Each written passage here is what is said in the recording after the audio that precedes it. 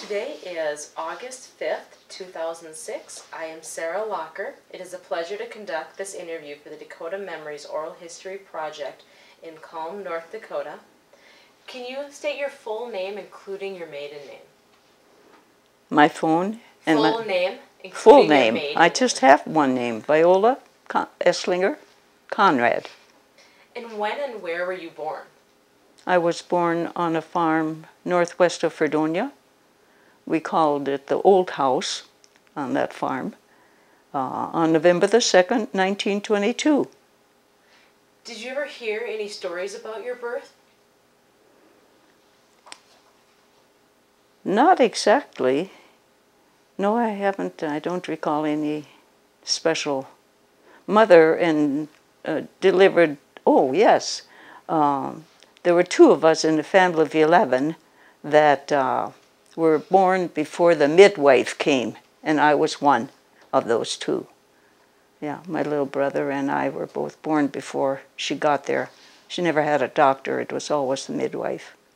So your mom and dad just took care of everything? Or did you have aunts and Well, the uncles? midwife came, but she came late. I was born before the midwife came, and then she took care of mother's whatever you have to do. Oh, okay. I don't know what they did.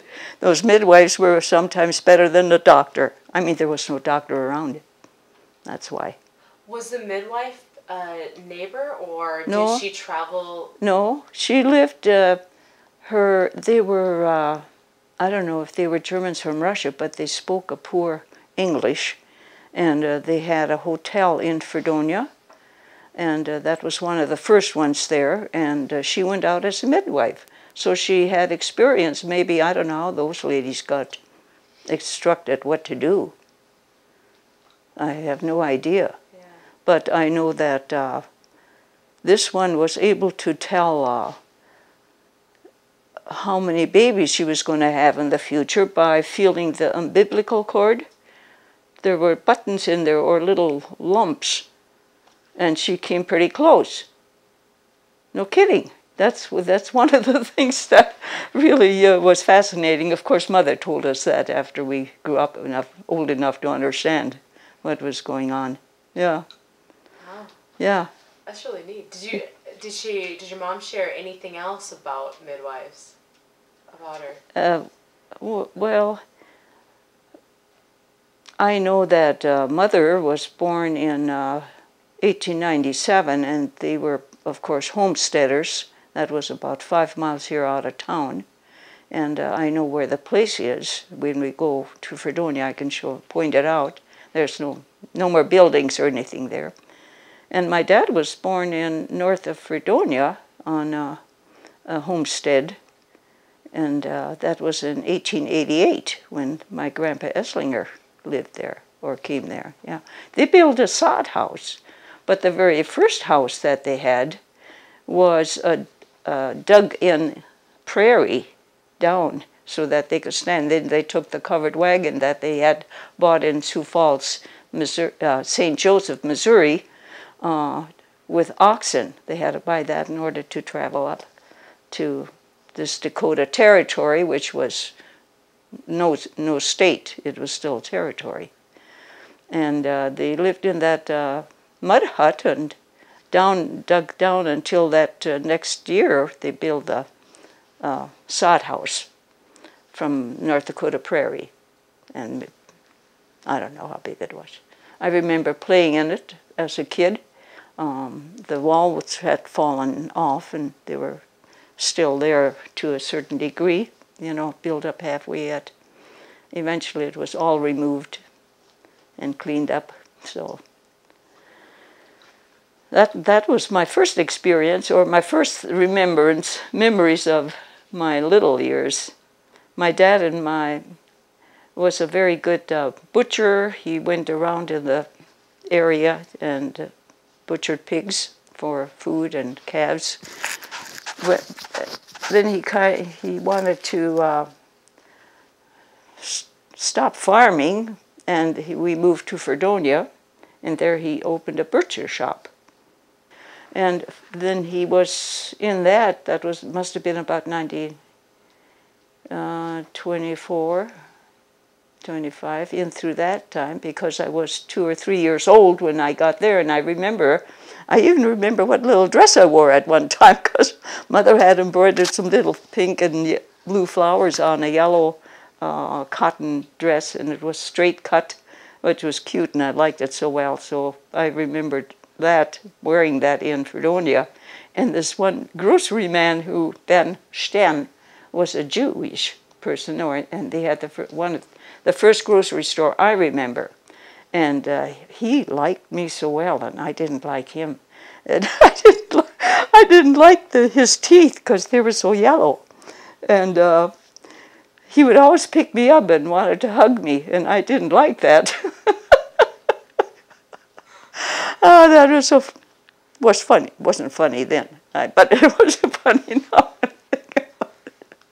That was one of the experiences I remember. But he always gave me a cookie here, and my sisters and brother, they're both older. It had a little cookie base, you know, and then the marshmallow on top. A marshmallow with coconut and stuff on it, you know. That was good. That was always a good treat. Oh, dear. Well, let's see. On the farm, I think, looking back, was really an education growing up on the farm, because as children, we learned to see how piglets came to be. We got to see how the lambs got to be.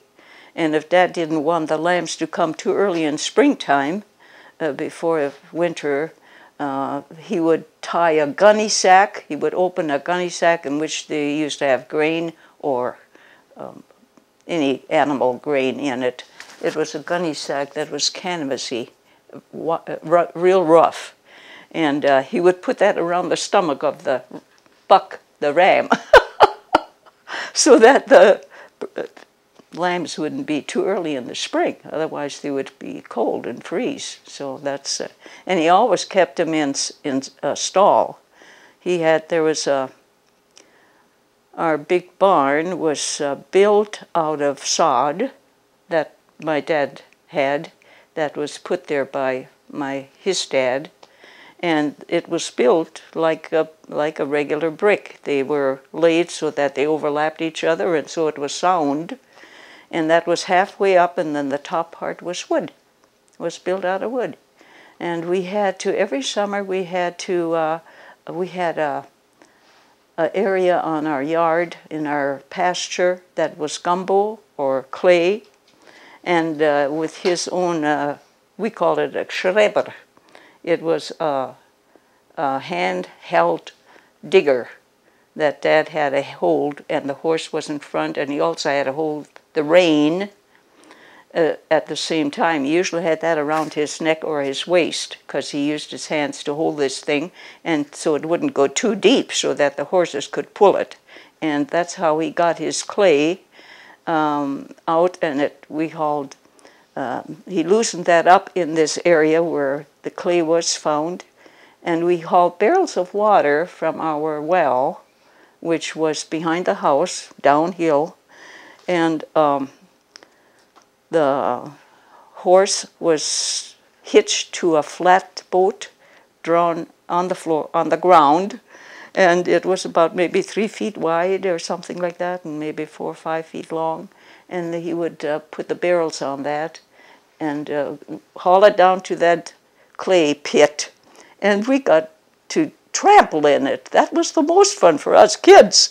And he would haul little rocks in it, but it was, straw, mainly straw in there. And he would be in there with us, and we thought it was funny when Dad rolled up his pant legs, above his knees, so he could run around or jump around or dig around in that pit. But we kids had fun. Of course, we were muddy and dirty, but we had to wash off by the tank of the well before we ever got into the house.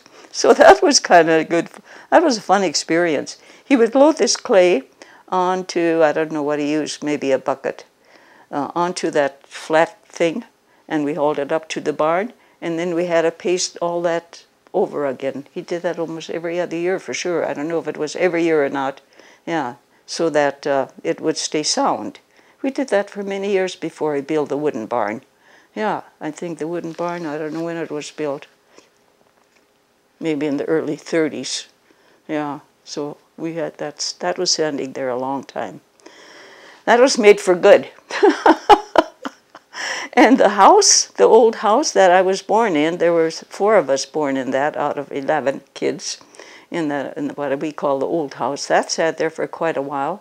After Dad came out of the butcher shop and went back on the farm, he did better at that time. He thought that was about in the mid, it must have been 26. Oh, he built a new house in 1927. But we moved out on the farm earlier than that, a year before maybe, and we lived in the new granary, which he had built before he went to town, moved downtown into the shop. And the back part of the granary held grain, because I remember we kids were playing in there, and folks also stored meat in the grain, hams, smoked hams, and bacon and stuff. They buried it in that wheat or grain, whatever kind of grain it was, to keep. And it kept it. We had it all winter long. It was just amazing that they knew how to help themselves in those days. If I look back and think about that, I think, well, those older folks really had to work out a lot of problems which we don't even know about, like we have the fridge. So that's the way it goes. My goodness. Anyway, let's see. He was in the butcher shop for like about 4 or 5 years, because 26 we moved out, and then the house was built during 27, and I don't know when we moved in there. But my brother Walter was born in 27, so he was born in the granary, and my sister was born in 29, so that was in the new house. She was the first one to be born in 1929 in the house, because Walter was a baby when he got into that new house. So he had been born earlier. I remember that because Grandpa Eslinger, my dad's dad, had moved from the farmstead where my Uncle Manuel lived we were only about a fourth of a mile apart, moved to Fredonia, and he built another big new home there in those days, all wood. And he had a big family there were 18 altogether throughout the years, but I think some of them died. And that Gottlieb got, on the farm, his older brother got kicked by a horse on the chest, and that that killed him. And I think about Grandma Eslinger never having a doctor or a midwife or something in those days. I don't know if her husband delivered the babies or had no TV. They were very busy. And when you stop and compare the times, it is really amazing that those people lived through that, their winters, in that dug down hole, enough to make it go. And when he traveled with the oxen to Allendale, which was the closest village at that time, it took him a week to go and to come. And approximately a week, he would tell us these stories when we were kids. That's how I know them. And I remember them. I talk about them once in a while to my older sisters and so on. They don't remember it. It didn't stay with them or something. Or maybe they weren't listening close enough, or maybe they didn't hear them. I don't know. But I remember very well my memory in those days, because it fascinated me that they were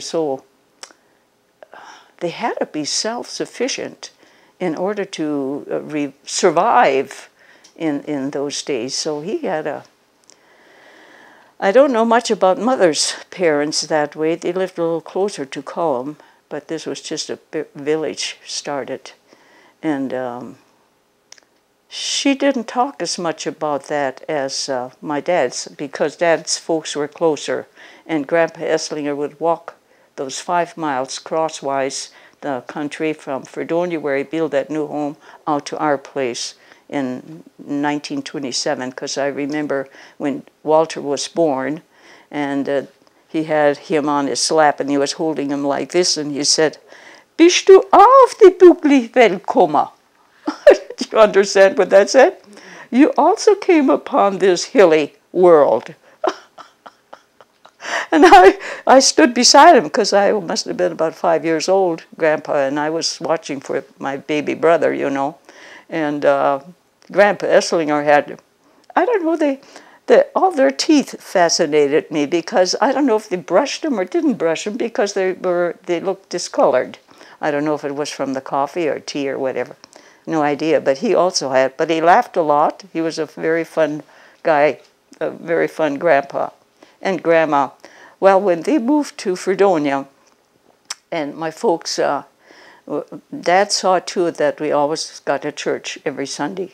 And I remember going with a buggy, both to school, country school, as well as to church, and with horses. And I remember in wintertime we had a bobsleigh, and with the horses he would take us to school and also to church, especially Christmas Eve. I remember one Christmas Eve with the horses and bobsleigh, and it wasn't pleasant. It was drifting or blowing and stuff, the weather. But he would, on this bobsleigh, he would have clean straw in there, and enough of it so that you could sit on it and your feet went down in on the lower part. And what they did in wintertime, even they had rocks, stones, and Mother heated them in the oven of the house, and then they'd put those down there by our feet and so on, and kept us warm. And they even she made patchwork quilts from old overalls and carpeting and stuff, and put them together, and that's what we used for covering on the sleigh or on the wagon in wintertime especially. Yeah, that was kept us warm. They did the same thing when they took us to school, when they hauled us to school. And we had school only 7 months when I went. My mother and Dad went, I think Dad went through the 4th grade, but they had only like 3 or 4 months of school. And sometimes they didn't get to go all that time because of the weather. And my mother got through the 7th grade, but they too had to stay at home to work. I mean, they had big families. Mother came from a family of 11, I think. I'd have to name them. Got it written down. Anyway, that's how that phase of my life was. Or that I remember, and enjoying every bit of it. Oh, there's so many things I could tell. They were diversified farmers. And, you know, as I've taught school later on, and agriculture is what was the subject. And then, of course, they had 7 kinds of meat that we ate, that we could eat right there. We raised our own. They were self-sufficient. They were diversified farmers. So we had chicken, we had turkey, we had geese, we had ducks, we had pigs, we had the cow, the calf, and the sheep. And Dad liked lamb. None of us really liked that very much, especially when he butchered our lamb that had a suckling. You know, some of the sheep had like 3 babies instead of twins, and the 3rd one always was a smaller and a runty kind of thing. So we fed him by bottle. So we had bottle lambs, and then that's the one he would butcher because because it was the fattened one with regular milk from cows, you know, and we had bottles. And that was one of the regular chores that we kids had, is feed the bottle lambs. And then we had to feed the calves with a pail after milking and separating it. And we always had a couple of pails for the calves. And they were some of them were kind of greedy. They wanted to push the other one out of the pail, and they wanted to get in. You know, they had to take their turns. We didn't have that many pails for that many calves. So that was interesting, but they learned. And a fun thing, again, that we did with that, in that area, my sister and I, was we would, after they were done drinking and we were done with our chore there, we would take a hold of their tail, run after, catch them by the tail, and ran and ran around the barnyard with them, see how long we could hang on. That was a dumb thing to do, but we did. I mean, those experiences kids nowadays don't have it, and like that they wouldn't even believe that that it was for real. But you made your own fun. You made your own entertainment, and folks didn't care if we hung on to the calf's tail. I mean, didn't hurt anybody, you know. Never kicked or anything. We didn't get hurt. So those are good memories. Oh, I had some cousins talking about riding or pulling tail from Napoleon. Dad's brother, Uncle Dave, and his wife went to Napoleon. He became county agent there. And they had a big family. There was 10 or so of them. And they would come to our farm to visit. And Mangeline was my age. We were about 8, 9, 10 in through there. So they didn't have any animals in Napoleon. They wanted to, they had fun on the farms. We would chase a pig, hold him by or catch him the tail. They tried to ride him, but they never made it, you know, and they kept falling off and stuff. They'd get there, because a pig doesn't run very fast, you know, and stuff. So that was kind of a dumb thing, but fun. Yeah. And my Uncle Manuel talking about, he had also sheep and these rams that they had to keep from having sex with before they should have. But this ram, his ram, was a nasty ram. He did not like kids. And we played together a lot, my cousins that were Uncle Manuel's kids. They had just Esther and Paul, and they were my age and younger. And we would play by the barn, and that ram did not like us. And so when he came around, and he would stand by the edge of the shed where we were playing, and if we came out of there, he would ram. He wanted to ram us. Yes, he was a crazy thing. And the regular barn area had their attic upstairs was, you could climb steps on the side of the wall, you know, from 2x4s to 2x4s. They were nailed across the ladder, and we could go up that way. And the ram, that chased us up there more than once.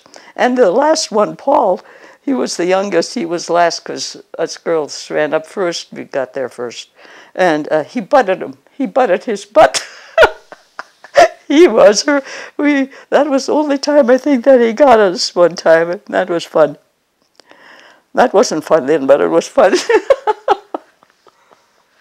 Yeah, that ram, I don't know, I think he got rid of him because he was not very nice.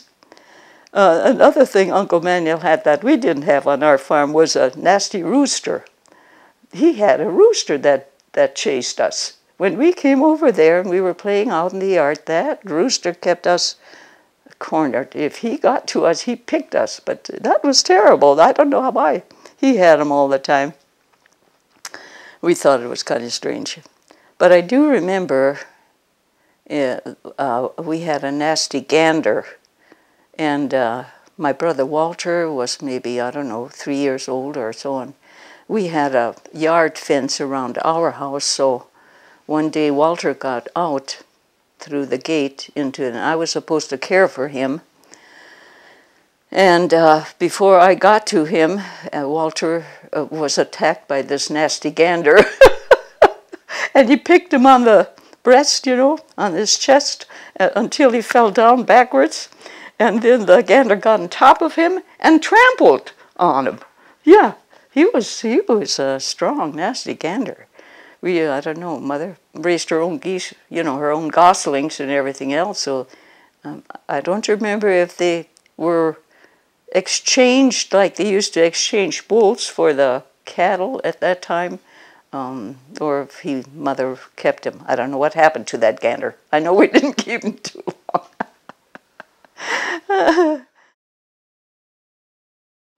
I guess the sister I'm talking about that would maybe use different language than what I do is she and I were about, folks had a lull of babies after the first 4, And then she was the 5th, and so she was born about 3 years later instead of 18 months or 2 years later.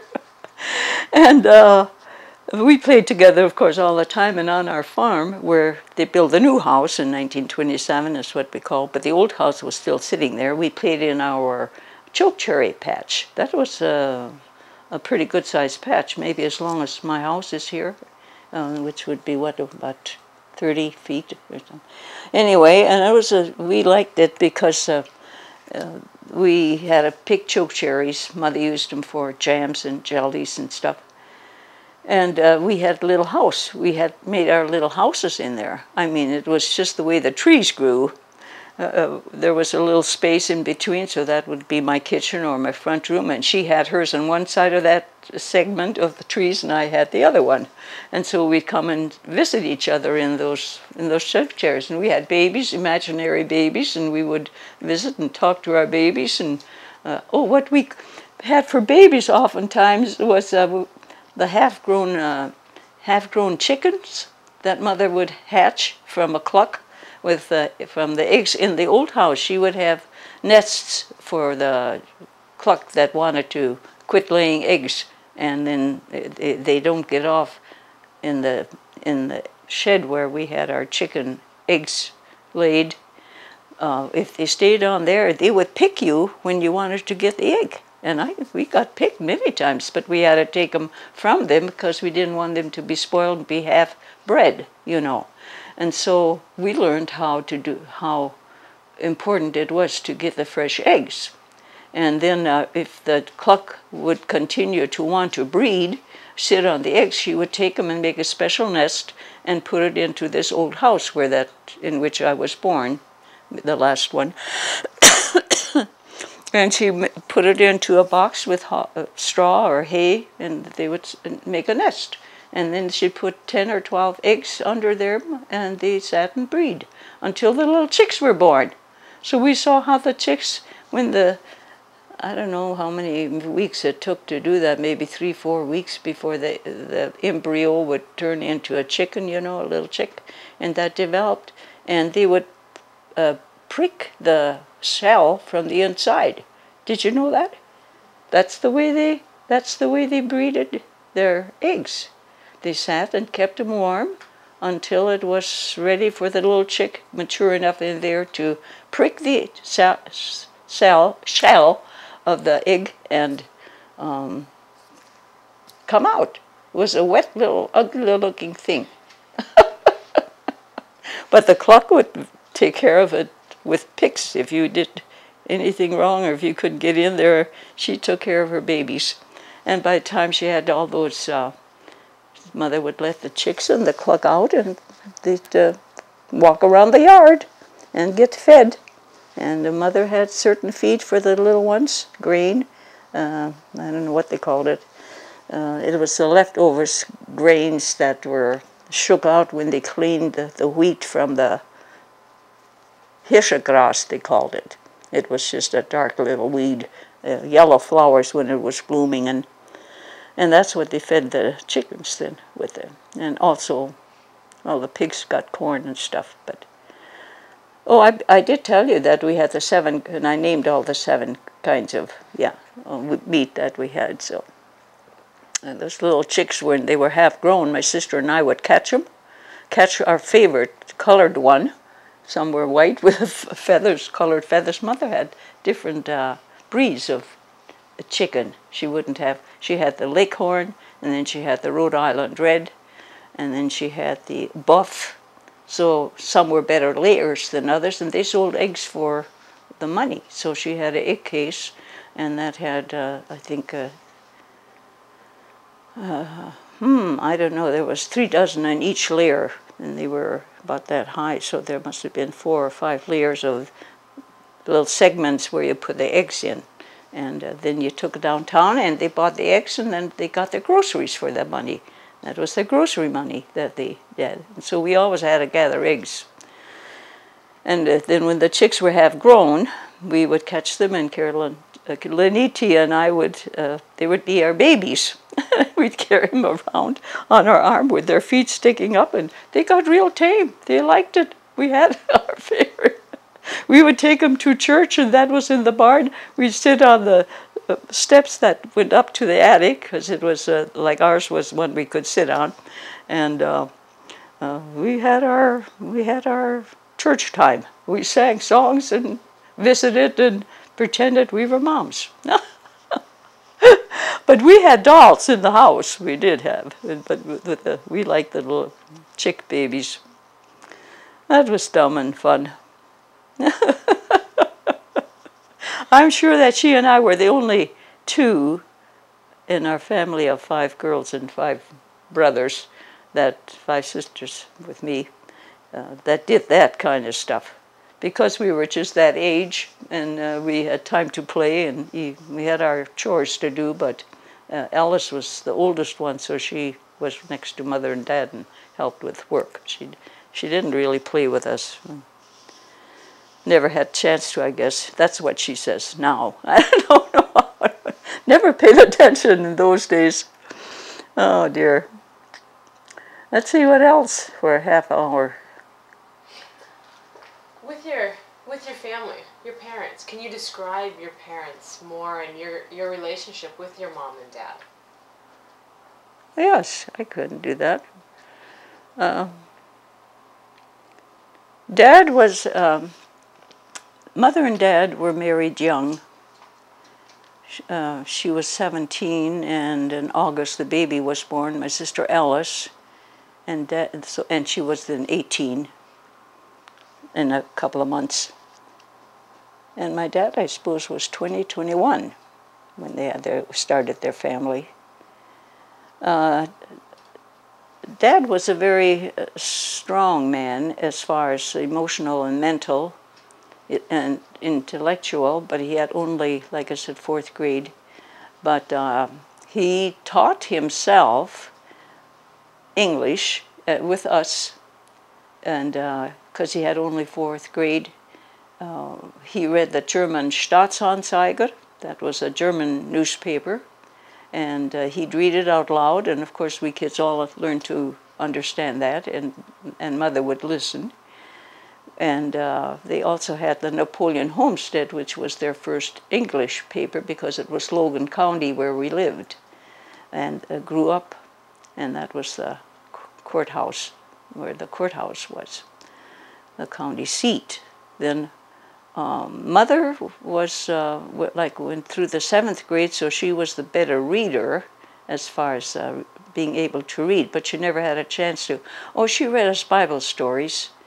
I remember sitting at the table, and she would read to me alone. The smaller ones were put to bed or whatever, and didn't bother us for. So she'd had time for individual interaction with her kids in that respect. And that was, I look back at that, and I think that was really, that she took the time to do that, which was really very nice, because she treated each one of us as an individual, and we were different. We are different.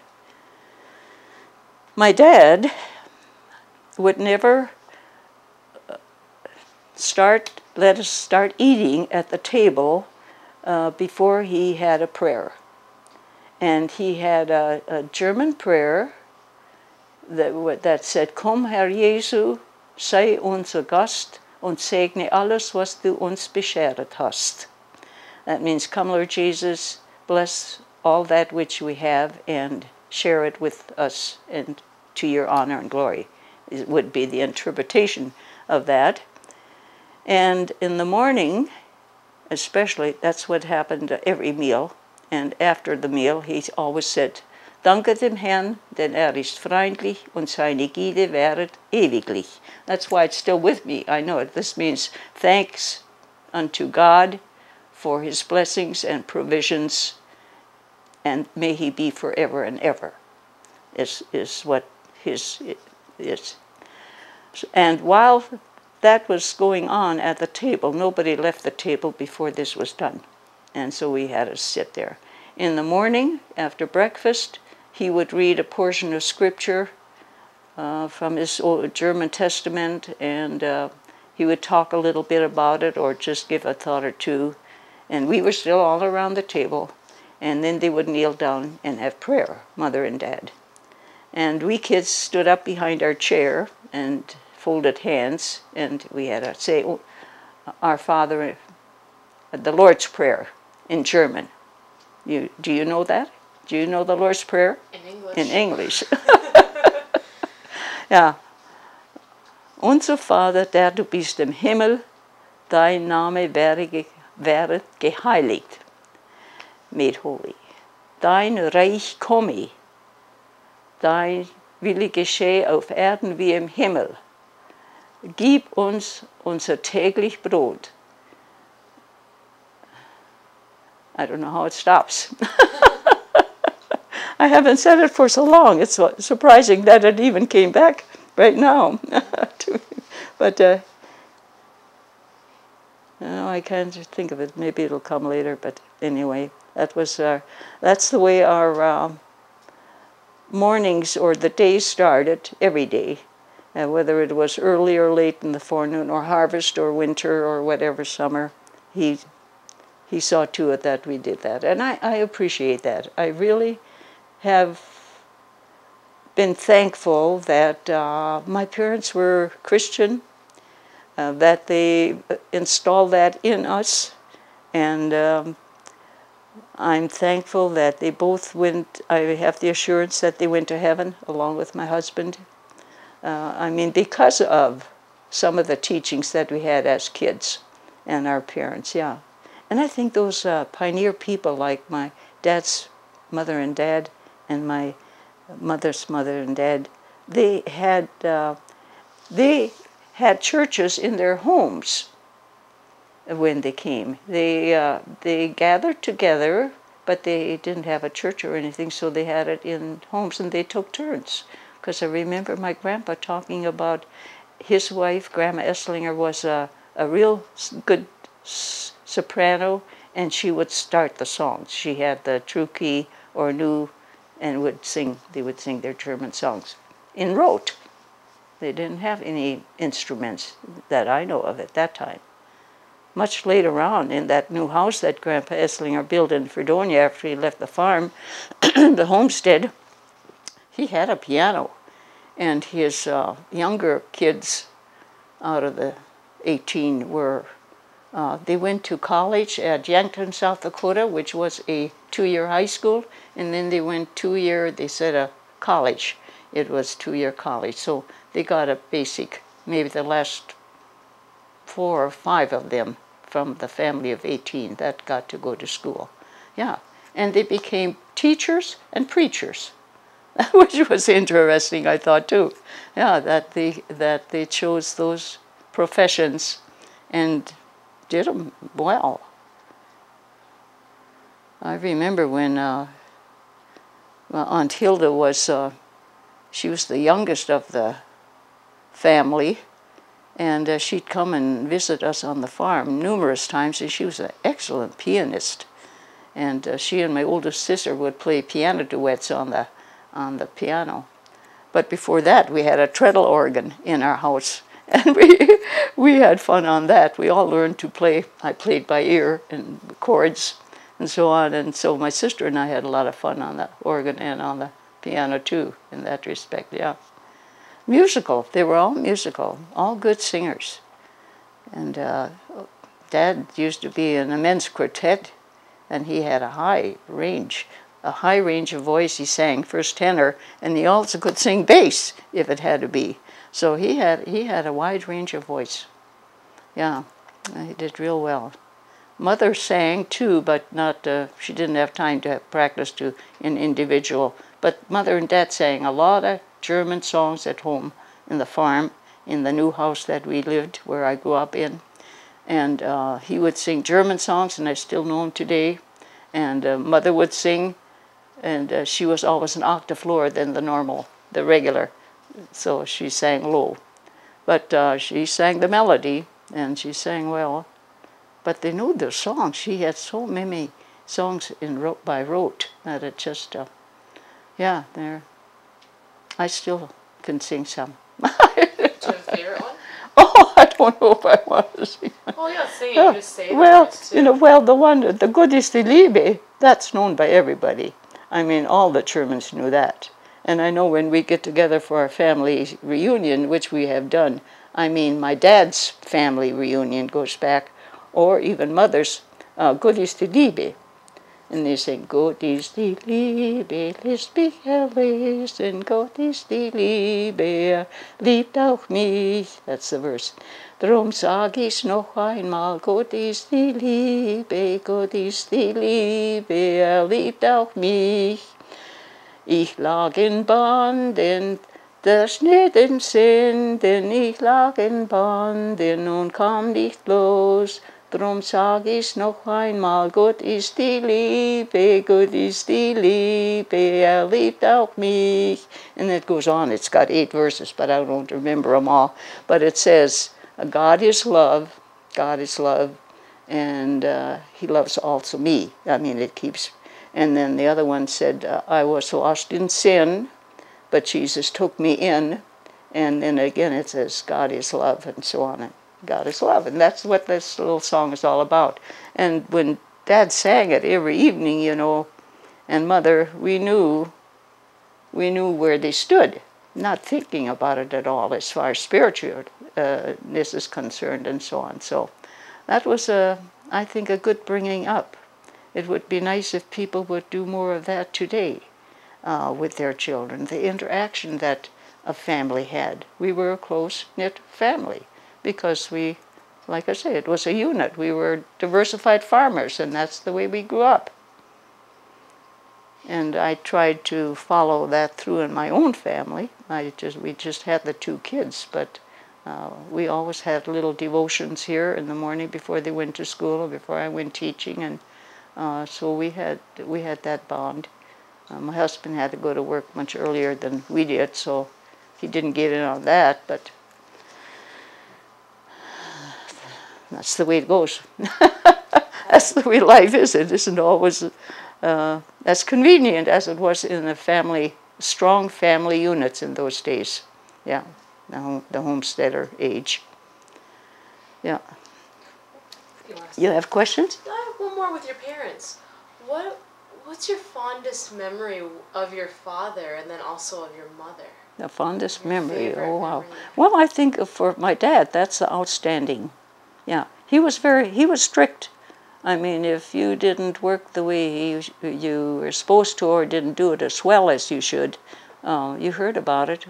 He wasn't a spanker or mistreating anybody in any way that I know of. My mother, he was very progressive-minded for that age. I mean, he wanted all his kids to have an education, and that's why we got to go to high school. And he provided for all of us, for everybody. He did, you know, through hard times, because that went through the dirty 30s. Yeah. And he wasn't always gentle. I mean, he had to be strict, and of course he told us what was right and what was wrong. And my mother was much more compassionate, maybe, and patient, and like a mother should be, I think. She would tell us right from wrong, or in a more gentle way. I know when I cleaned the 13 steps in that new house, the stairs, and to begin with, I sloughed, and then she said, "You've got to do them over again, Viola. That you've got to get in the corners. Don't forget the corners. They're not round." And so I had to do it over again until it was done right. So she was a very, very particular about how we kept house. I mean, I had to clean the cupboards and stuff like that, which I didn't think were necessary, you know, as a kid, but we had to do them. And the same with dishes. Put them in the right place, stack them up the way they were. Don't just slough them, you know, and all that. So everything had to be in order. With so many kids, I can understand where, you know, you had to be organized. At least as we grew up, there were, well, finally, the last 3 boys were born on the farm, but they moved before they really grew up from the farm. So I don't know that much about them. But she kept house. They kept house for Mother up in Jamestown too. Yes, they had to learn how to cook, and they learned how to keep the kitchen clean and work, and also with their own room. And yeah, she was pretty particular in that way. We all learned how to work, which is good. I'm thankful for that. You've talked a lot about growing up on the plains and the seasons. What was your favorite season? Summer, fall, winter? I don't know that I have exactly a favorite season. I know what I like to do in the different seasons that were enjoyable, that I like to do. Dad, in wintertime, I liked winter. I still like winter. Because the things we did. Dad had made little sleds for us, from old wood, and he had old rims from these wooden barrels that were held together with a rim with iron, tin, whatever, they were made of tin, strong, and he used them for a slide on the leg of the sled. He put that, nailed that on. So we had homemade sleds, and we had more fun going downhill behind our house into the valley where the water ran in summertime, and that froze, and on that ice, just with these sleds. So winter was fun. I liked going in the bobsleigh to school, being all covered up with a quilt, and Dad was standing up with his big sheepskin over his ears, and he had a kind of a raccoon cap, what they would call now. He was dressed warm. He had to stand up and watch. Look, I liked that winter. Let's see. Well, in summertime we had a lot of fun playing. My folks were, for that generation, I think, were very family minded. So we played ball. Dad used to be a pitcher when he was young, like 21, 20. So he took us out in the yard, and we played ball. Even Mother ran. And she was pregnant most of the time, but she played with us. And so it was a nice family unit there that we had. In summertime, we played ball. And another thing I remember now, with my mother, with my dad especially, because we were barefoot all the time in summertime. He didn't go barefoot, but when we had to wash our feet, he had his feet washed by us at the same time. So we'd like to wash our feet. So we did that outside in the water, in the basin, wash basin. Yeah, that was fun. Summertime, springtime. In itself, I suppose we were just happy to. Oh,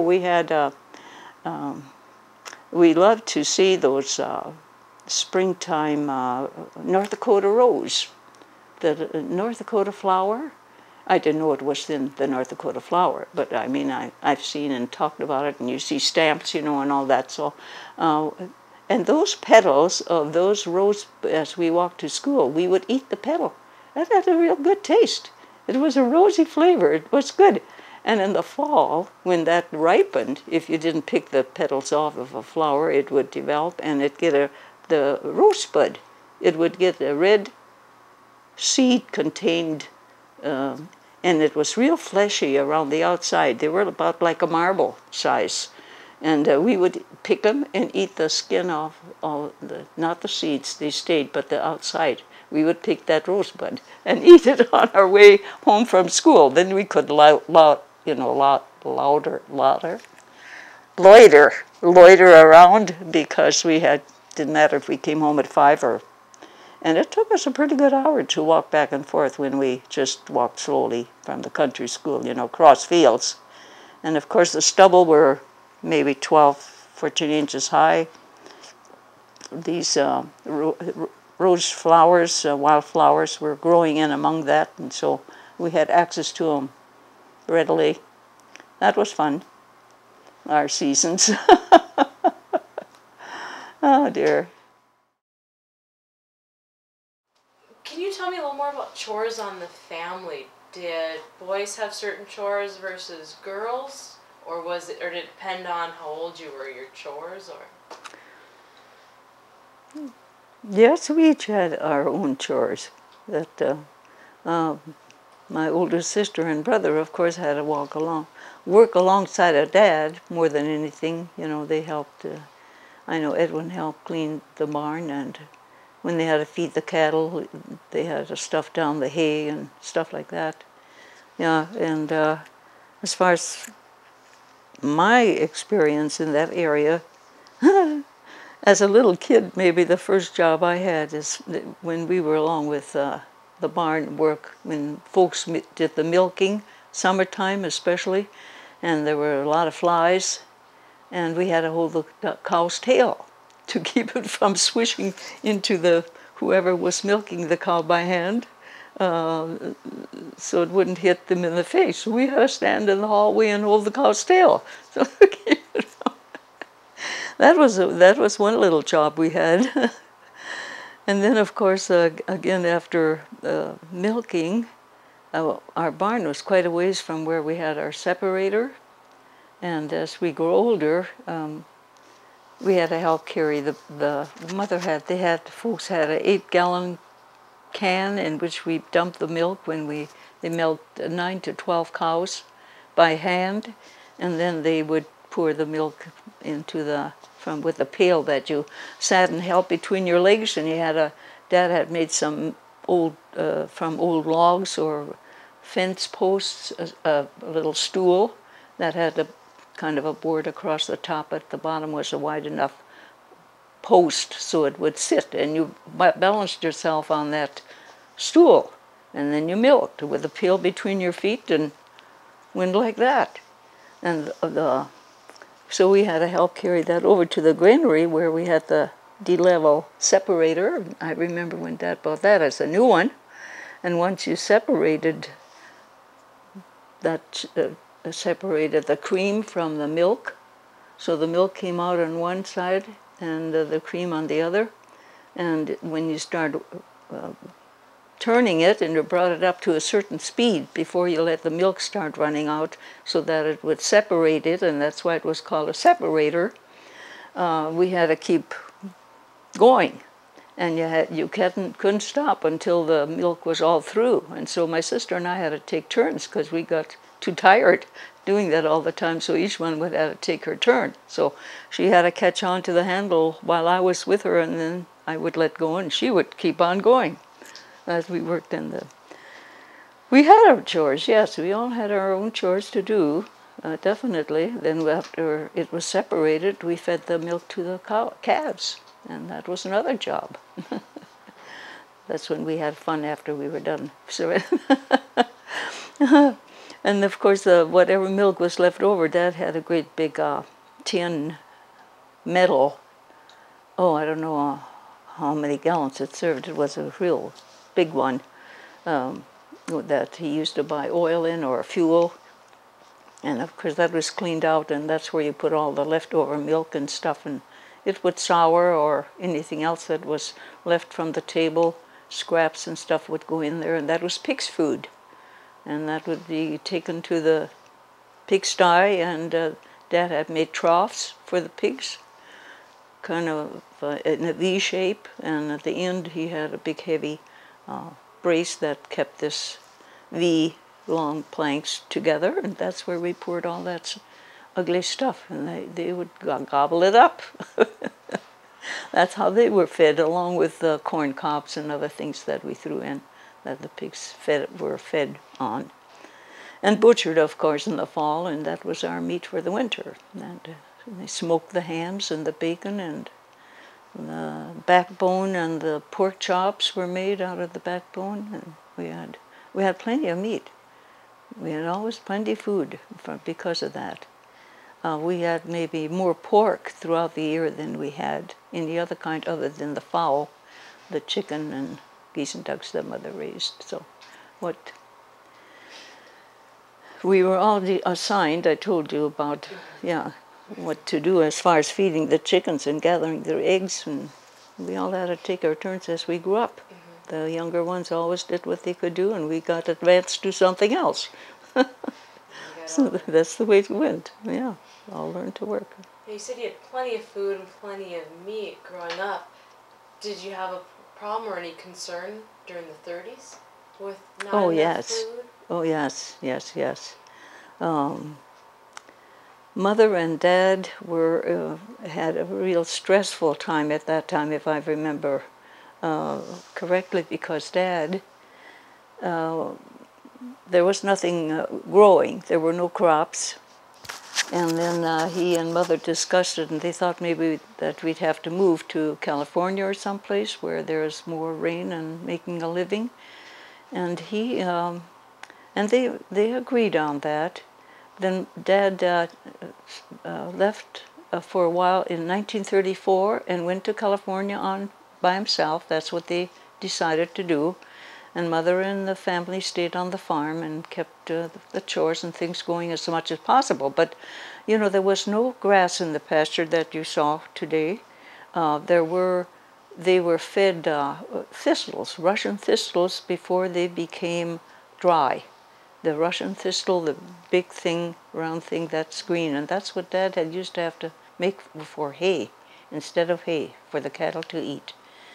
The cows especially. And so he left for California to see if he would find a job. Mother was at the home with her family, and we did the same things every day, our chores, and played in between.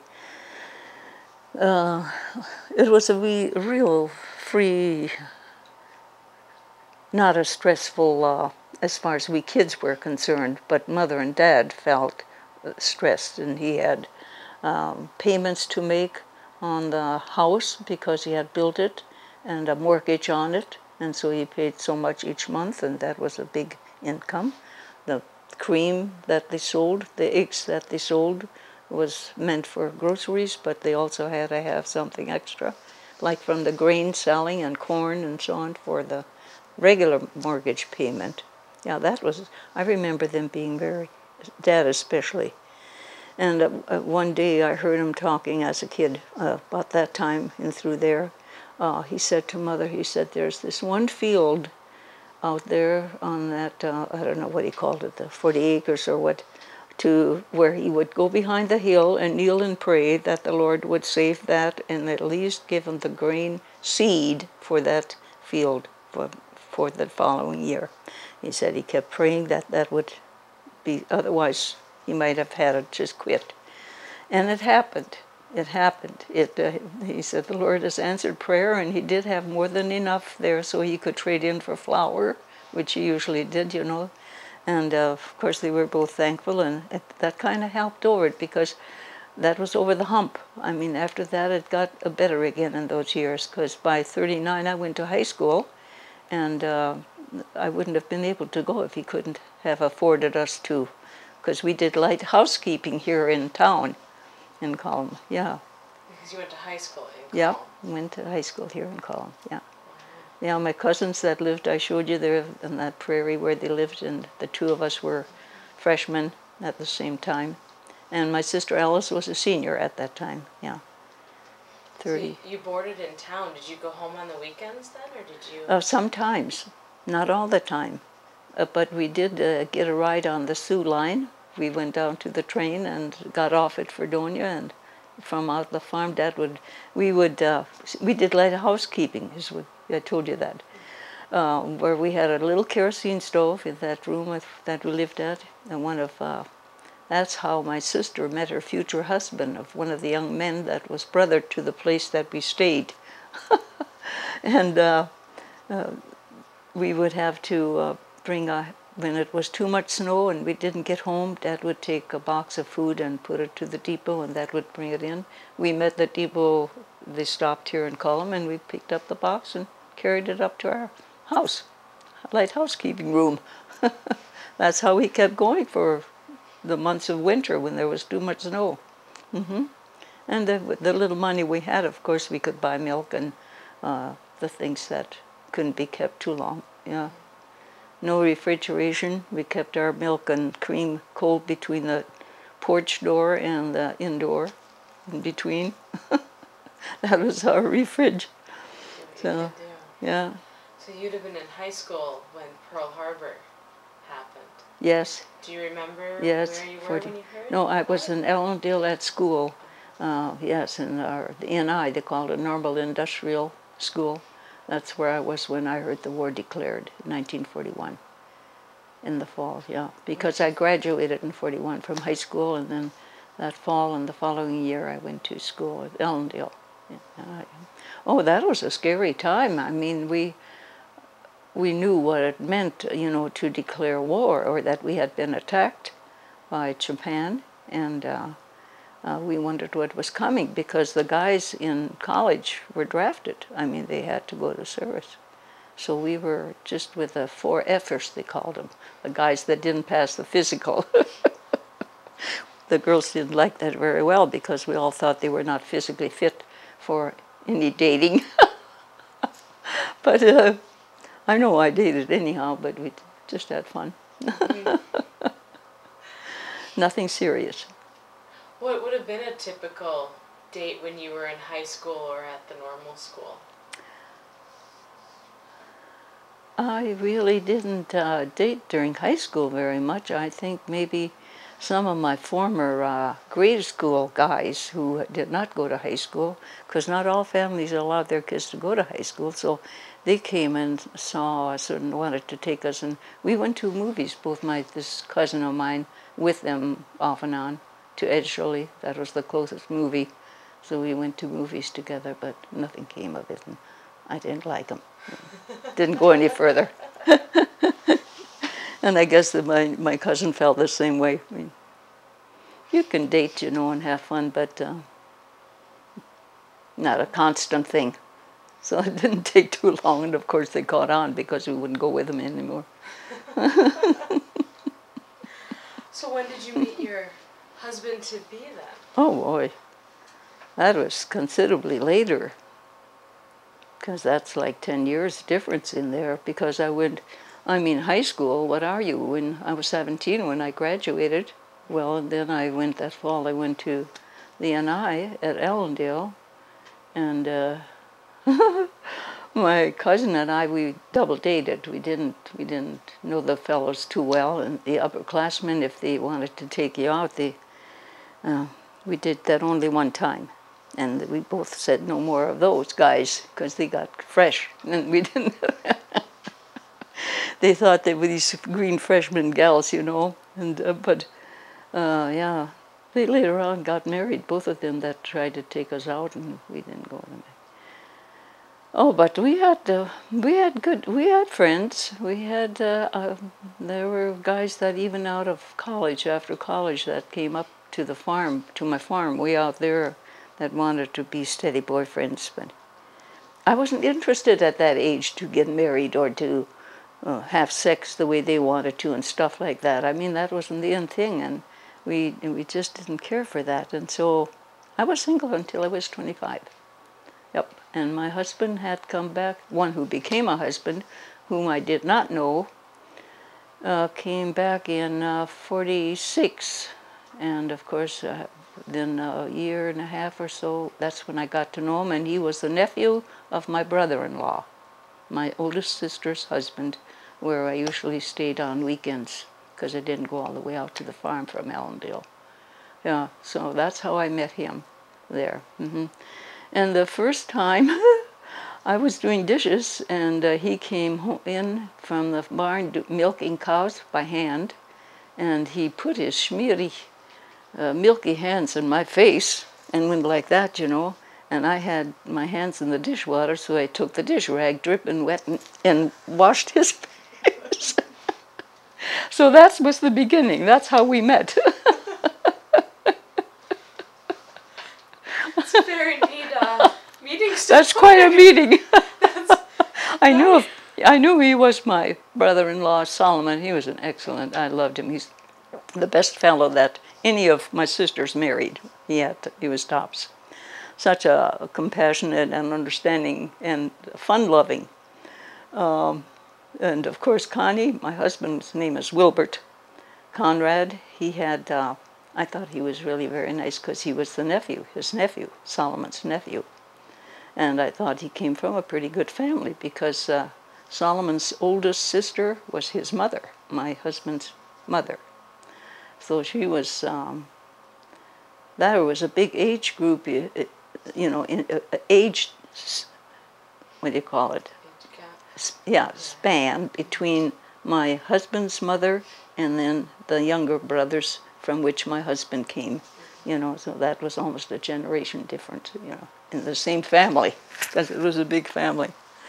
Well, after we washed each other's face with whatever, that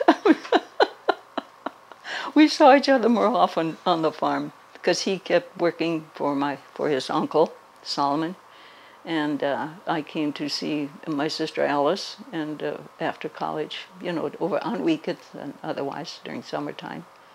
And that's how that started. Yeah, that's how we met. That's a great story. Yeah, oh, great story. Oh, well, that's the way it went. Yeah. Well, let's switch gears a little bit. Let's talk about your grade school. We've talked about it a little bit. When did you know you wanted to be a teacher when you grew up? Before I went to school. Why how did you know? Well,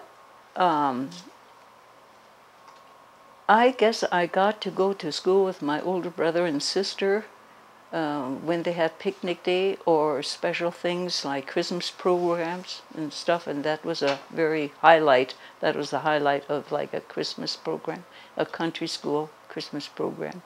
And I liked the teachers that were there. There were ladies, women, young ladies. The one I went to school then by, my first grade teacher was Miss Winson, and she was a Norwegian from Nome, North Dakota. And she was such a endearing person, very kind and helpful, and she liked what she did, and I liked what she did. And then my second grade teacher, Miss Thompson, Ruth Thompson from Nome, who she knew this other one, Miss Winson, so she was equally nice. They were both Norwegian girls. And I liked them, and so I thought I want to be a teacher because they were good. Then my third and fourth grade, Miss Bernice Thompson was different, but I mean a different person from these other two. They were both different. They were all individuals, but I mean this one was different because she had more yellow teeth, and I think she chewed something. Because, but she was the first one who gave us something for Valentine that impressed me, and she gave us each a stick of gum, spearmint or wiggly, whatever it was, with a little crepe paper heart cut out and stuck on.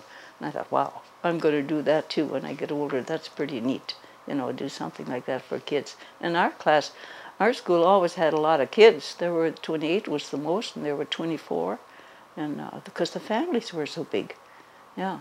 So, I mean, I grew up with a lot of kids. You learn to cooperate and to share and to, all that kind of stuff. And then this Bernice Thompson had, she played with us, which was nice, which was different from the other two. And so, I decided I wanted to be a teacher. I enjoyed it. I enjoyed my teachers, and Miss Gaiman, my 5th and 6th grade teacher, she was there 2 years, and I really patterned myself after her. She came from south of Allendale. Her younger brother later on did date me for a while, and thought I would become a farmer's wife, and I didn't want to. And but they were very nice people, yeah. And she was a very nice. She's maybe the one that influenced me most as to want to be a teacher, and I patterned a lot of her little. She was a first year for 2 years, so I patterned myself after her in many ways. How to keep kids quiet, what bothered me, how she got quiet, because I was a pretty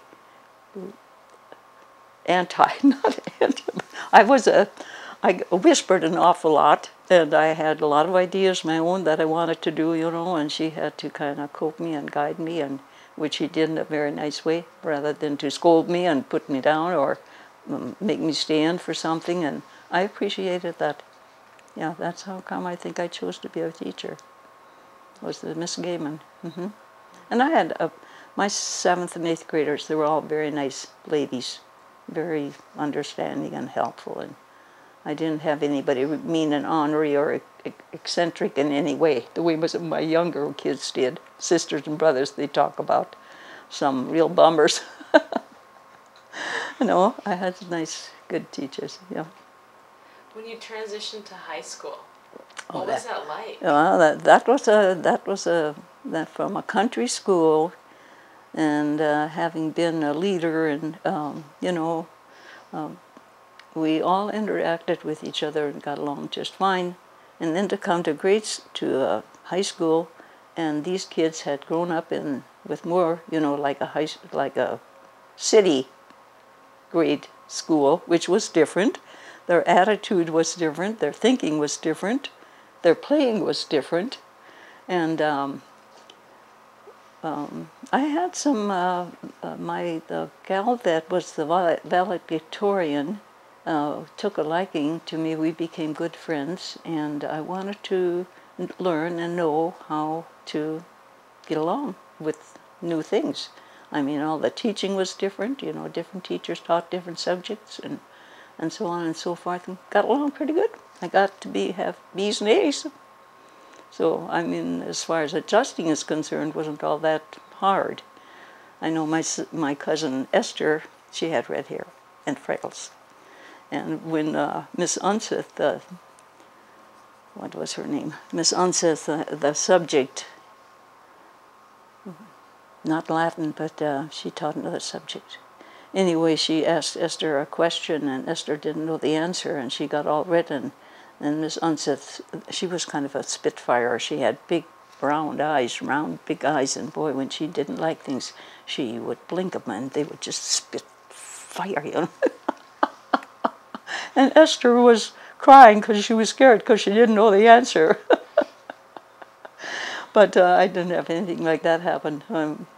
I got along real fine with all of them. Mr. Barch was my favorite, and I was so in love with him. He was the principal. Oh, I thought he was the handsomest man and the nicest. I had to work for him, check papers and stuff. They called it NYA, National Youth Association, where you could earn some money to go to school, and that's what I did.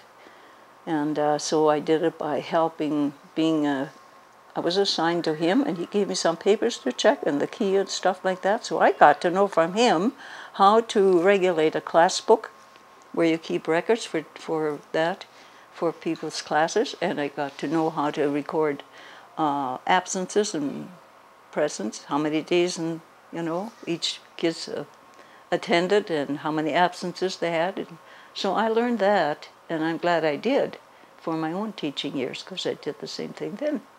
Yeah, that was really a smart. I learned more that way than I did out of my textbooks. I mean, I remember a lot of the textbook material, especially on Mr. Barch, the man I really loved. And then he got married to another lady right next door to me, and I felt so bad. She was an older girl, of course, a real young lady, you know, very nice. But that bothered me. I felt so bad. Such an infatuation, you know. Isn't that teenage stuff? Honestly, that was funny. Oh, it wasn't funny to me then. Oh dear, that's the way it goes. Mm-hmm. So that was my first love story. It's a good story. Yeah. In the high school, did you ever notice a difference between the town kids and the farm kids? Oh, you betcha. Absolutely. Did they treat each other different, or what were the differences?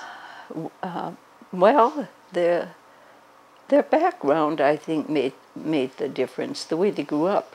I mean, they were always together. They had been playmates from grade 1, whereas all mine were gone. You know, I mean, not everybody went to high school that my folks and my uncle kids did, Esther and I.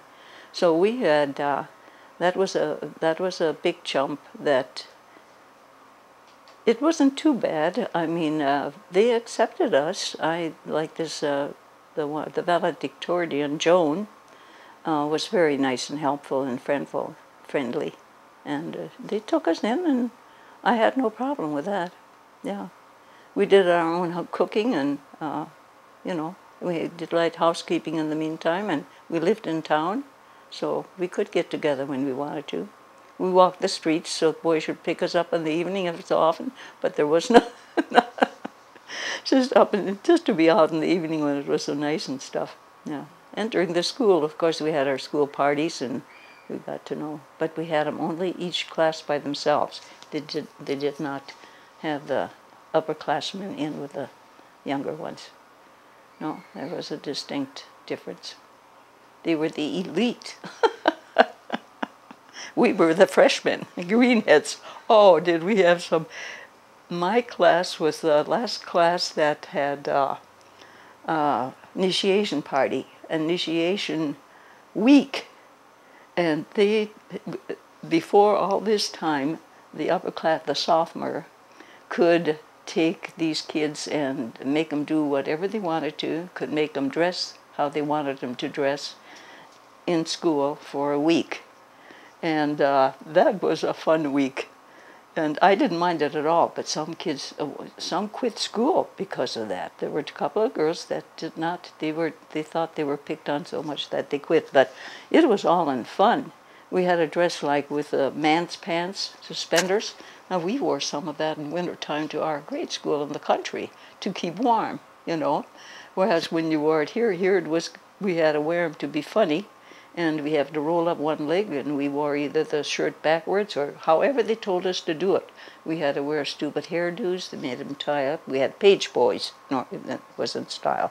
Down, long, and under. That's a page boy.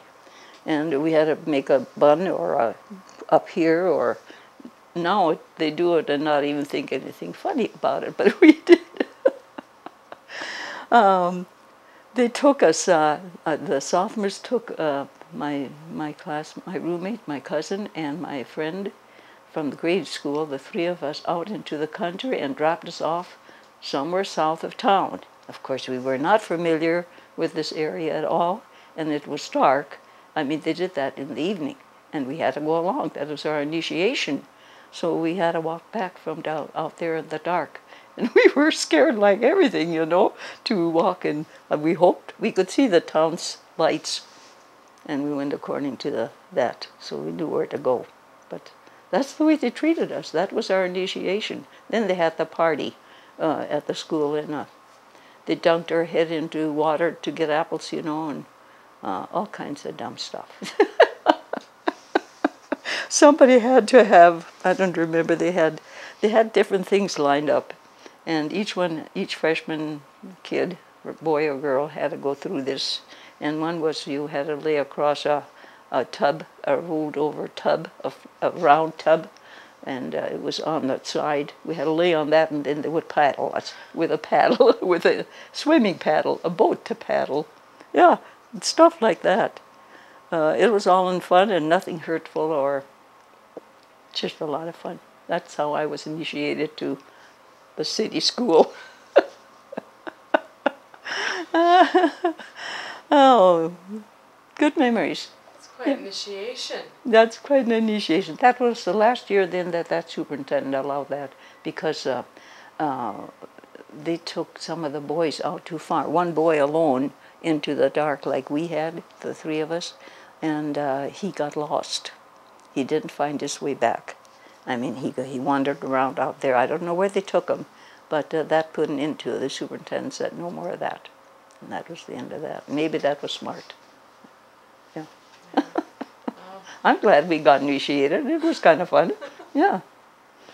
Got you used to the city? Yeah, I should say. At least I got to know my classmates, you know, by what they were doing. Yeah. Did you guys have town dances that you would go to on the That's weekend? when those came in. That was the first time that they allowed dancing, yes. And personally, I guess I was not, my folks didn't stand for that. They thought it was sinful and that they shouldn't do that. And of course, we just didn't go to the dances. I mean, we went to the party or to the eating part, but the games that they played and stuff, but later on when they were dancing, I guess we left. I don't remember. But I did learn to dance, and I did dance later on in college. And I still like it. I dance around the kitchen out here when I have good music on, good polkas or waltzes. Keeps me in trim and agile. Keeps you young at heart. Yeah. Yeah. Oh. Oh, wow, huh? Yeah. Let's talk about holidays a little bit. Huh? Holidays. What was your favorite holiday? Oh, goodness, I can't just answer those like that. Okay. Favorite. We're going to talk about each of them, too. No, yeah. No, I think the most important one in our life throughout the years was the Christmas holiday. Yeah. Even like after I was teaching, I mean, we had vacation time, usually 10 days, sometimes 2 weeks, depended upon how it came out. And that's when I got to go home before I was married. My folks then moved from the farm in 42 to Jamestown. And so it was nice for me to come from school where I taught here to go there and spend some time at home. Yeah, that was special. And I always enjoyed our Christmases at home. In fact, we had the whole family. We had a real big Christmas dinner, and it was special. Yeah, everybody was at home. Everybody came home from a distance. My brother Walter was in South Dakota, Watertown. And then later on he was up and he was a mortician. Then they moved to Montana and he came home from there. And he came home one time in a blizzard south of town. He hardly made it just to come home to be together with the family. He was determined, he and his wife, the kids too. Yeah. As a child, how would you guys celebrate Christmas? Would you get presents? Would you sing songs? Definitely. Yeah, we had the Santa Claus came over during the night. And real early one morning I was curious and I knew Santa should have been there already. And I went downstairs, these 13 steps, and sometimes we went down on our butt, just whoop, whoop, whoop, whoop, all the way down. I didn't do it that morning because I was doing it. I didn't want to make any noise or anything. And here I came, and Mother was down putting out their Christmas things. So I discovered that she was the Santa Claus and not the real Santa Claus. No real Santa Claus. Do you remember how old you were? That was a surprise to me. I mean, we had thought Santa Claus was Santa Claus, like you see pictures of. Yeah, Mom was the Santa Claus. She didn't mind one bit. I mean, she just hugged me and we went back to bed together again, and she went her way and I went my way. Yeah. But the gifts were all there. I don't remember if I saw them or took them or whatever. And I know another Christmas, my sister and I, we woke up early and we went down together. And Mother wasn't there, but everything was there. And we tried to find our own, which would be ours, but there were no names on them. And we kept feeling and, just curious. So we did some things we shouldn't have done in that respect, but we didn't harm anything. Yeah. What kind of presents would you get? Well, the one I'm talking about, the one I really didn't get to see, but God opened up after, it was a doll with sleeping eyes, and that was a new feature for baby dolls to have sleeping eyes. They opened and closed when they went to sleep. When we laid them down, they closed them. When we had them up, they were open. That was interesting. Both my sister and I had a doll. Mine had yellow hair and hers had brown hair. It was kind of like a heavy up here and on down, long hair. Nice. It was real nice. Did you guys celebrate birthdays? Oh yeah. Mother always had a birthday cake for everybody, and of course the immediate family and stuff. We had to blow out the candles, and we made a lot of homemade ice cream. Mine was in November. They could make ice cream. They had ice, if there was ice in the well, the tank, that's where they got it from. And we had a ice cream maker where you put the ice in the side and salt, and you had to turn it to make it swish around until it was solid. Yeah. That was a homemade one. Yeah. Did you guys ever do anything special for the 4th of July? Did you go to town or not? Well, there again, not to begin with that I remember that we, because It was when we were, I might have been 10 in through there, 10, 11, 12. If we got the hay made before the 4th of July and stacked, that was the requirement, then we would go to the 4th of July and celebrate. And of course then they gave us a little money and we could buy whatever we wanted to eat. Yeah, and they had, Fredonia had a 4th of July every year, still does. And that they used to be a special. We ran races, yes. And we had three-legged races and stuff like that. It was fun. Yeah, we took part in whatever we could. Yeah, the 4th of July was fun. Mm-hmm.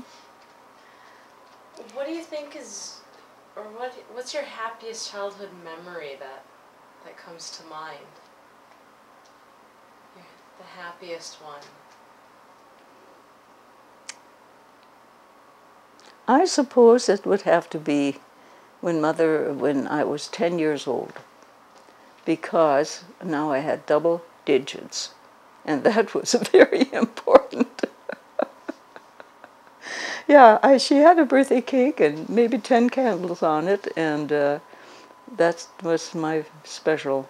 I was now 10. So as far as having a lot of people in, or friends or something, we had enough of our own to have in the family. Yeah, it was private. Your family was the party. Yes, the family was the party, absolutely. We had, my folks were, I love them for it, because they were young enough to want to play games and stuff in the evening when we had our schoolwork done or our German lessons written and done. Oftentimes in our spare evenings when we had nothing to do, we would play games. And Dad was very good. We called it bingo. It was, you know how bingo goes, and that was one of the first games that we played. And we learned the numbers, we learned the letters. It was good. It was educational, really. We didn't think of it that way at the time. We just had fun. Whoever won, we yelled, I. Oh, we changed the rules. Dad, if you had the number and the one who could call out, like I, 16 or whatever it is, if you called out I before anybody else, you got that button to put it on. And then you would call up another number like 340 or something, and whoever yelled I, our kids, the family around the table, got the button, whoever got the most buttons. So he made a game out of the bingo game. That's pretty creative, don't you think? It is. I meant for him to think of something different. Mm-hmm. Yeah, Mother, we always all played together, which was fun. Mm-hmm. Yeah, Mother had to laugh so hard at us dumb kids so many times, We had a good time, yeah. Do you remember any other games that you guys would play as a family? Well, outdoors, we played softball. I think I mentioned that already. As far as summertime, oh yeah, in wintertime, this again, Dad showed us. He said they played fox and goose. Have you ever played fox and goose? Mm-mm. It's in the snow. You make a great big ring, huge. The leader, whoever does it, and then you cut it into fourths, make paths and stuff. And so the geese stand in the front, in the hole in the middle, where the big thing is, and the fox is on the outside, where the goal. Those are goals or googles, the four of them. And if you're in those, you're in safe places. And otherwise, you run around the wheel, around the, and get caught. The fox tries to catch you and put you into his den in the middle. That was fun. That was an old-time game that, I used that while I was teaching, both in the country school and in the town here, and the playground in wintertime. Kids loved it. Yeah, fox and goose. It's a neat game to pass on. Yeah. It's a really neat game. Yeah, that was fun. Yeah. What do you think is the most adventurous thing you did as a child? Oh, goodness. That walk to town. Absolutely. I walked 5 miles off without realizing that's what I did. Oh, dear. What should I tell about it? Sure. Or didn't you get it when on the... Okay, I think so. You think you got most of that, yeah. When you walked in from your from the farm. Yep. with the two, with that other family that still lived on in the old house while our new house was being built. Yeah, Elvina and Annetta. And Elvina passed away. She was maybe 4 years or 5 years older than I am. MS, multiple sclerosis. Yeah. And last time I got to go, I saw her. We kept up our friendship throughout the years. And she was in Wishick Hospital, and nothing, she could not move a muscle anymore except her eyes. I had seen her in between, this Elsie, my other classmate, and we went to see her frequently. Now, she used to be able to talk and all that, but toward last she couldn't even do that, except with her eyes. She smiled, she'd blink yes or no, you know, and that's the only way she could communicate. Didn't take long and she passed away. Yeah. Yeah. What do you think is the most stressful childhood experience that you had? Oh. Most stressful, the one I earned. The most stressful one I earned. It was my most stressful one. I disobeyed, deliberately disobeyed Mother. And my classmate, Gertrude, we took turns staying overnight every once in a while as we grew older at her house or my house, and we were good friends all the time, all the way. We still are. And Mother said, no, you can't stay there this weekend. You know, I don't know for what reason, but she just said, I shouldn't, I can't. And I did. So I disobeyed her. So when I came home that Friday evening, this was like from Thursday night into Friday, because Friday had to come home. I knew I had earned some punishment, but I didn't think it was going to be what it was. And she took me downstairs, and there was a lath, a little wooden lath, and I got a spanking with a lath. Yeah, that was the only hard spanking I really got. And of course I stopped, I cried, but I said, I'm sorry, I won't disobey again, I won't do that again, you know, and she accepted it, and we were good. Yeah, that was the one time I deliberately disobeyed. That was stressful. First and last. First and last, yes, yes. Do you have any other childhood memories that you would like to share? Along that same line, yes. You know, kids will be kids. And of course, like I said, we played an awful lot on our stairs because it was not lit. It was dark in the evening because there was no electricity until much later when I was in high school. But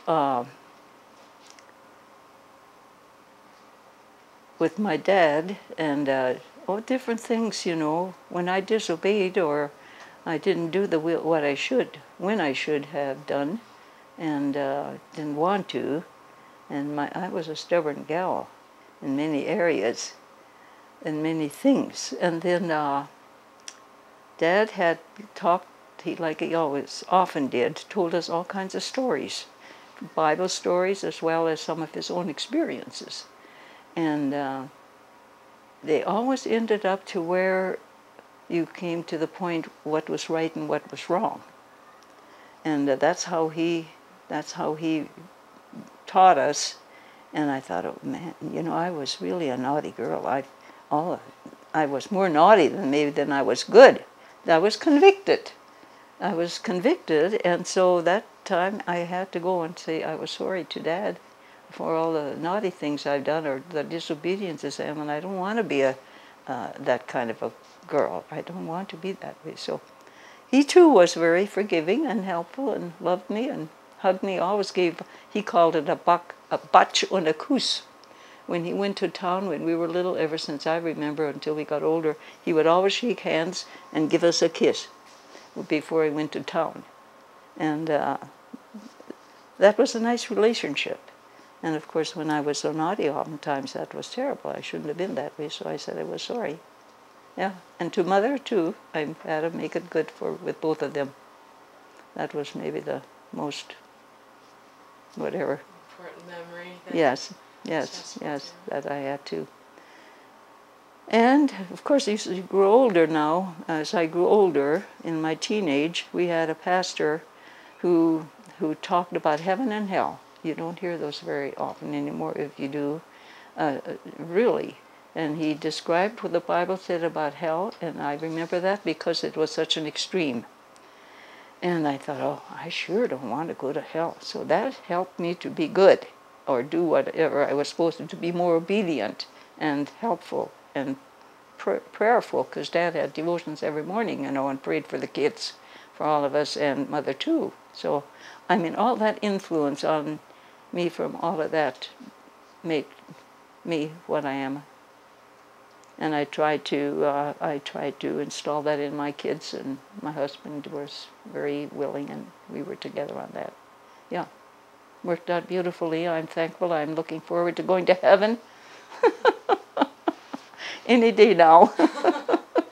I told the Lord after my husband passed away, I said, I'm old enough too. I really wouldn't mind if I would like to go to heaven.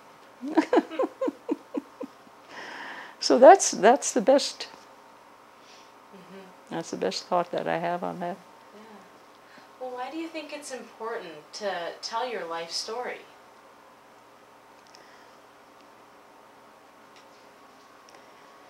I had never given that a thought, ever. I think now, from just at the spur of the moment, I think it will, be an influence on younger people or children. Well, that's a good example. We all have good and bad, and you have to make a choice. And even in school, teaching and all the different little personalities I had, I could tell they were torn between being good or being naughty, being bad. And that's why I really appreciated sharing Bible stories with them in the morning. I didn't have to say anything about them. I just would say maybe, and that we know that God sees us and what we do today, And that was enough. But the last 2 years I was forbidden to do that or to read Bible, and I often feel bad, these kids who do such bad things in school and kill each other or shoot each other and stuff. If they would only get something to grounded, a base to build their future on. That's the way I was brought up, and that is a solid foundation. Yeah, and I'm looking forward to the end. As long as I'm healthy and doing fine, great. And I said, as long as I can walk and talk, I'll do all right.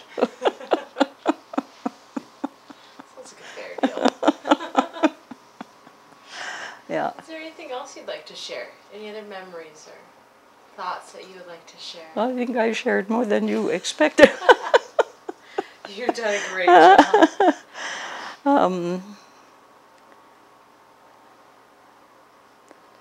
Since my husband is gone, that's a new lifestyle. That is absolutely a completely unutterable different lifestyle. I would never have, or did I ever before, think of widowhood. And I never thought that there could be so much emotion and traumatic experiences within yourself.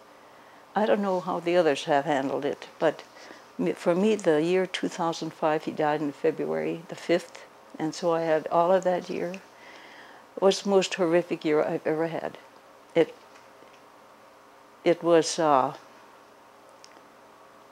so traumatic in every area. Financially, your taxes, your insurances, all your legal papers, and junk, stuff you never had before.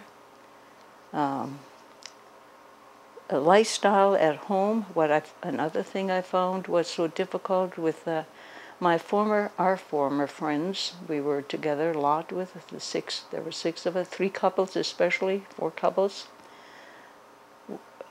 Didn't talk with me, didn't say anything to me, and I felt bad because they did not come and say, well, I'm sorry, or at least so much, you know, that I know I'm thinking, that they're thinking of me. It hurt me. I felt bad. Those were some of the feelings that I haven't shared with anybody. But you know, it should really know that we should show empathy, compassion to the person who loses a loved one. Absolutely, whether it's a mother or a dad, or especially a husband after 57 years, you know. I mean, that's a lifetime. And so you're even though you're complete individuals and different, you still have a bond there that is so finally cut when he dies, when you die. Yeah. And I think that was the most traumatic one. Yeah. By far. But again, now on the other side, on the other hand, side of the coin, if you want to say that, the Lord is my strength and my refuge. He understands and he cares what's going on within me. And so that's the part that's the part that has kept me the way I am and what I am, and I am thankful. I am thankful. Very thankful. Yeah. I don't walk alone, even though he's invisible. Yeah, I hope you girls understand. Well, if you don't, it's time to think about it. No, I think those are good words of wisdom there. Yeah, and I hope and pray that this little visit has some fruit, will bear fruit. Yeah, because it's an open book. Yeah, it's an open book. Thank you so much. You're a sweetheart. Thanks for the tears.